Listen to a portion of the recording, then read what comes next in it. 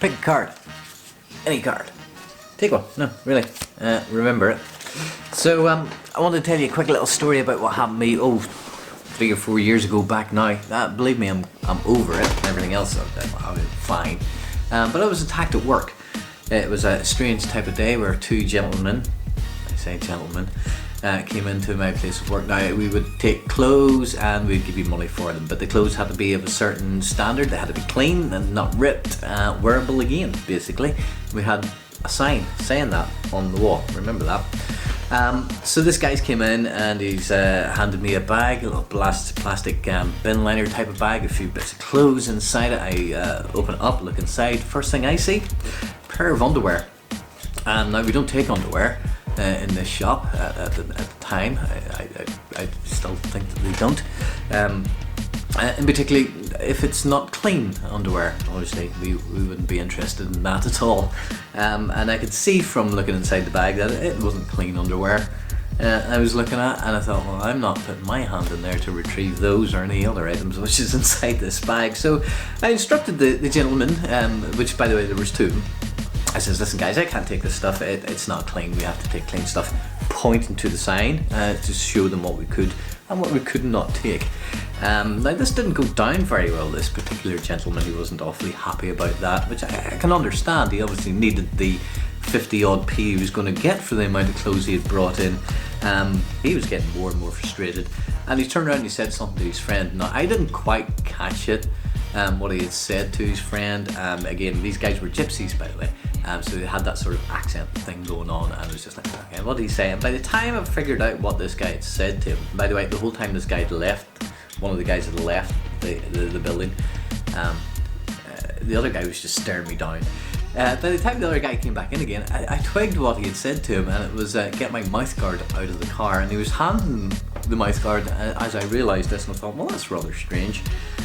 Something you'd use for rugby or boxing, and this guy wants one in my shop. Now I knew what was coming, and at this point I wasn't prepared to back down or anything like that. So I did stand up to him and said, listen guys, just get out of the shop, I can't take this stuff. And he decided then to tip all the clothes out onto the counter, to which point then I just lost it as well. I just thought, guys, just get the out, because I figured I have to use their language so they could understand how angry I was and disappointed in their clothes that I was for them.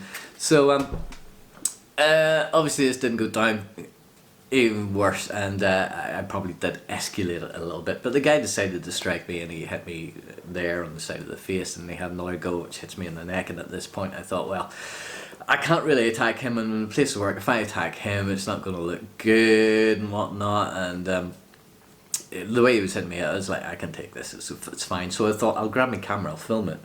And not for the interest of a vlog. Obviously I've sat in this for like 3 years and I'd never really wanted to share it. But it was just, I seen another video and somebody else sharing something similar, and I thought, okay, I'll bring this out. So I thought I'll video this, at least then I'll have evidence of these guys and who they are and all the rest of it. And I thought I'll take that to the police station, thinking that would be the right thing to do. You know, in today's society, don't attack, just video it and just take it to the police and let the courts and let them do all the things. But no, this guy was able to hit me. Police came along, seen the footage, and by the way, one of those guys then, he went to the police station trying to blame me. At the same time as I was reporting it and showing the police officer the video footage. By the way, here's a short clip of that video footage here.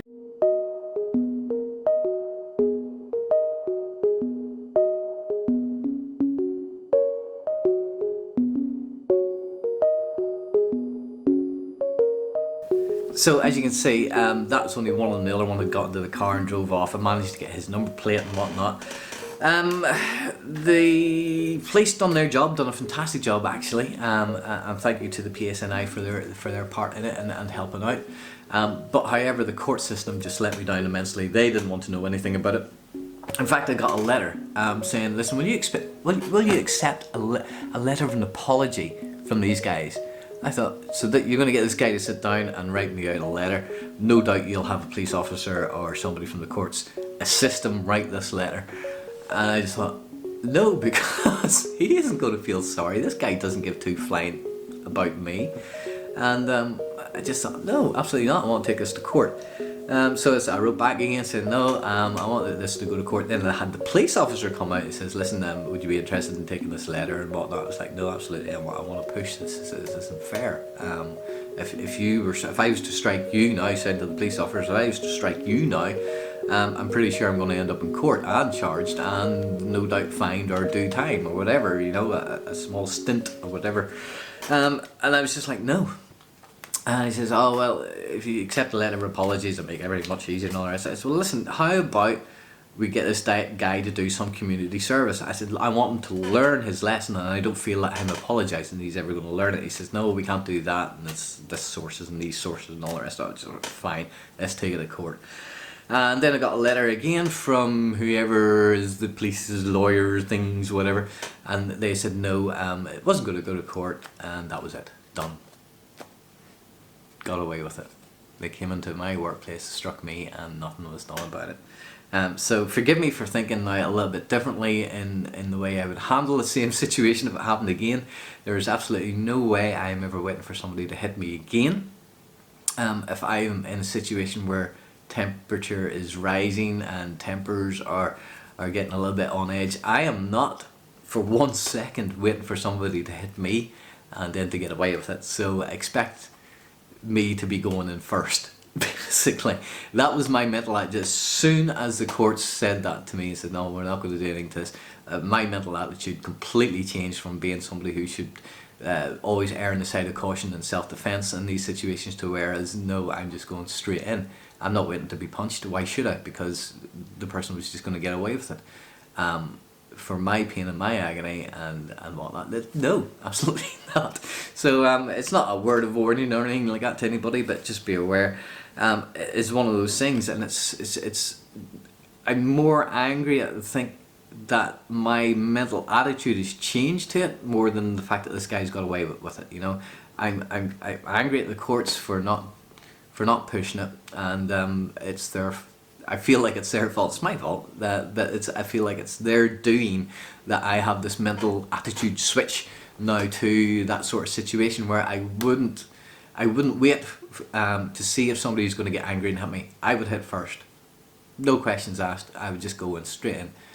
Why should I be struck and not have my day in court for it, basically?